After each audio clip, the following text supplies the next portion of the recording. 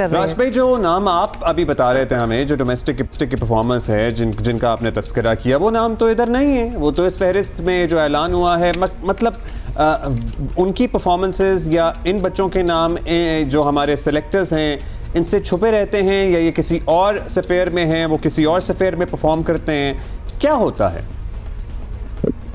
उसमें? थोड़ा सा यही है कि फ्रेंचाइज की इन्वॉल्वमेंट भी होती है कि किस फ्रेंचाइज में कौन सा प्लेयर है, किसकी पावर है, ये बहुत सारी चीजें होती हैं। जो इन्होंने सेलेक्ट किए वो भी बहुत नुमाया प्लेयर रहे हैं, ऐसा नहीं है, लेकिन कुछ प्लेयर्स में इन्होंने सिर्फ परफॉर्मेंस देख लेते हैं, T20 चैंपियंस कप की देखी होगी, लेकिन एक मूसा खान ने अगर 16 विकेट लिए हैं T20 में और वहां पे 32 विकेट फर्स्ट क्लास में भी 38 विकेट लिए, तो दोनों को देखना चाहिए कि दोनों फॉर्मेट में इतने तो अच्छा परफॉर्म किया हुआ है। कुछ प्लेयर ऐसे हैं जिन्होंने एक ही फॉर्मेट में किया हुआ है, दूसरे फॉर्मेट में बिल्कुल भी नहीं किया हुआ, तो पूरा सीजन उसका अच्छा नहीं गया। तो आपको दोनों को कंपेयर करके प्लेयर को सेलेक्ट करना चाहिए।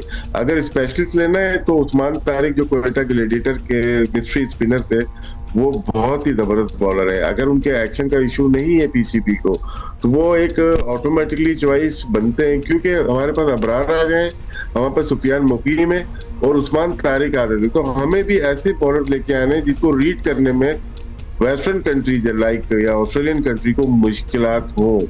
तो नॉर्मल जो कन्वेंशनल स्पिनर होता है उसको रीड करना आसान हो जाता है, वो खुशदिल शाह हो, चाहे वो मोहम्मद नवाज हो, चाहे वो शादाब खान हो। अगर गुगली शादाब खान की नहीं है तो वो भी नॉर्मल बॉलर हैं। तो ये चीजें देखनी चाहिए सेलेक्टर को भी, कैप्टन को भी और हेड कोच को भी कि हमें क्या रिक्वायरमेंट क्या है आने वाले वर्ल्ड कप में। वर्ल्ड कप है इंडिया में, हमें normal spinner, conventional spinner flop हो गए पाकिस्तान में, हमें मिस्ट्री और अनऑर्थोडॉक्स स्पिनर चाहिए, जो कि शायद हमने सेलेक्ट 2 तो किए, लेकिन एक को भी ट्राई करने में कोई हर्ज नहीं था। सही। और जिन लोगों को वनडे स्क्वाड से निकाला गया है, जैसे Shaheen would not be a part, Haris Rauf, Saud Shakeel, Kamran Ghulam को ड्रॉप कर दिया गया है, आपको लगता है कि ये सही फैसला है, या और भी कुछ लोग इसी फहरिस्त में शामिल हो सकते थे? क्योंकि बहुत से और हैं जिनकी परफॉर्मेंस भी कंसिस्टेंटली पुअर है। जिक्र किया क्योंकि वो तो ओडीआई का हिस्सा है। Consistently poor. हां, नहीं नसीम खान, सऊद शकील ने तो 50 भी किए थे इनके कहने पे, क्योंकि कामरान गुलाम को हम लेके आए, तारीफें की कुल बांधे, वो तो 2 मैच ड्रॉप होते हैं तो हम सऊद शकील को उनके ऊपर लेके आते हैं। आज वो दोनों नहीं है, क्या दोनों अच्छे नहीं थे? पहले अच्छे नहीं थे, अब अच्छे नहीं है? मैं तो कंफ्यूज हो गया ना। आने वाला प्लेयर भी यही सोचता है कि मुझे कितना चांस मिलेगा। सऊद शकील जैसे प्लेयर को बिठा दिया, कामरान गुलाम को बिठा दिया, तो जब मैं परफॉर्म करने जाऊंगा इनसिक्योर रहूंगा मैं, तो मेरी इनसिक्योरिटी होगी, शायद मेरी परफॉर्मेंस अच्छी नहीं होगी। यही एक मसला है लास्ट 2 ईयर से हम देखेंगे पाकिस्तान टीम में कि इनसिक्योरिटी बहुत ज्यादा बढ़ती जा रही है। शाहीन को कभी सिलेक्ट करते हैं, कभी नसीम को सिलेक्ट करते हैं, कभी हारिस को सिलेक्ट करते हैं, लेकिन किसी को भी कंसिस्टेंटली चांस नहीं दिया जाता है। ये टेस्ट क्रिकेट खिलानी चाहिए तो ये अपने आप को बोलते हैं हम T20 सिर्फ खेलेंगे। तो बहुत सारे एक इश्यूज नहीं है पाकिस्तान क्रिकेट बोर्ड के साथ, बहुत सारे इश्यूज एक साथ नुमाया हो रहे हैं। तो मेरे ख्याल से इनको बैठ के सोचना चाहिए, पहले T20 की टीम हमें जो वर्ल्ड कप के लिए बनानी है, क्या मोहम्मद हारिस को जो लिया है T20 जो कप हुआ था उसमें तो ओपन नहीं करते ना, उन्होंने 4 नंबर में बैटिंग की थी, कप्तान थे वो एक टीम के। वो PSL में भी जिस टीम में पेशावर दलमी में, वो भी ओपन नहीं करते, वहां तो साइम अय्यूब बाबर आजम करते हैं। क्या हमें बताया जाए कि इनको एज ए ओपनर लिया है? एज ए ओपनर अगर देखते हैं तो 4 नुमाया ओपनर रहे पाकिस्तान में लास्ट PSL में, बाबर आजम, मोहम्मद रिजवान, साइम अय्यूब जिनका 157 का स्ट्राइक रेट रहा और सऊद शकील 141 का स्ट्राइक रेट रहा। तो ये सारे क्वेश्चन है जो कि पूछे जाएंगे, मीडिया भी पूछेगा और इनको जवाब हम पूछ रहे हैं। बल्कि आपसे हम आपसे पूछने ही लगे थे कि आपको क्या लग रहा है कि ओडीआई की ओपनिंग किसको करनी चाहिए? इमाम भी हैं, मतलब obviously from the choices that we have. देखिए एक और देखिए, सबसे बड़ा इवेंट था हमारा चैंपियंस ट्रॉफी। हम कहते रहे कि अब्दुल्ला का हमारी इन्वेस्टमेंट है और खेलता हुआ आया है और वहां पे फ्लॉप हो गया, कोई नहीं, एशियन कंडीशन का अच्छा प्लेयर है वो, इसमें मुझे डाउट नहीं था, लेकिन उनको सिलेक्ट नहीं किया। इमाम को भी सिलेक्ट नहीं किया, इमाम तो बाई फोर्स आ गए ना, फोर्स चेंज थी उनकी। लेकिन अगर अब हम देखते हैं तो दोनों ओपनर वापस आ जाते हैं, स्पेशली अब्दुल्ला शफीक जो उन कंडीशन में थोड़ा सा इश्यूज आते हैं। अब हम उन्हें अब्दुल्ला शफीक की परफॉर्मेंस आपको पता है इन ममालिक में जाके एक्सपोज हुई थी, सो उनको दोबारा चांस दे दिया गया। उनकी टेक्निक पे भी सवालात उठे थे।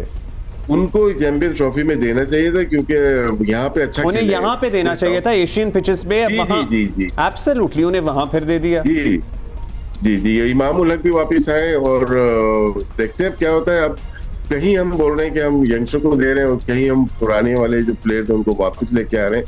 अभी टीम अनाउंस हुई है, बहुत सारी चीजें आगे शो में हम करते रहेंगे, डेवलप होती रहेंगी चीजें, क्योंकि अभी 2-3 प्लेयर्स के ऊपर नाम ले रहे हैं। ये तकरीबन दोनों टीम को लेते हैं 32-34 प्लेयर हैं, तो आहिस्ता आहिस्ता हम डेवलप करते रहेंगे।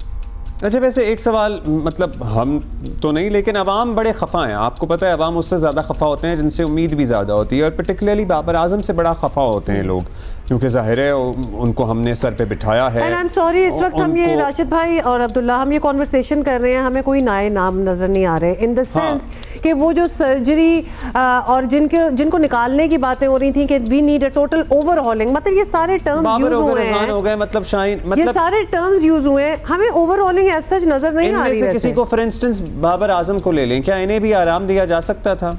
जैसे हुमा कुछ और कहती, मैं आराम ही कह रहा हूँ। ड्रॉप किया जा सकता था, बिल्कुल ड्रॉप कर सकते हैं, कोई ऐसा प्लेयर नहीं जो ड्रॉप नहीं हो सकता। बड़े बड़े प्लेयर ड्रॉप हुए हैं, फॉर द टाइम बीइंग आपको ये करना पड़ता है, लेकिन हमने किया ड्रॉप, लेकिन बहुत जल्दी वापस लेके आ गए थे। तो ये तरीका कार गलत होता है ना। आप 6 मंथ का टाइम दें, आपके 6 महीने में आपकी ये इंप्रूवमेंट होनी चाहिए जो भी है।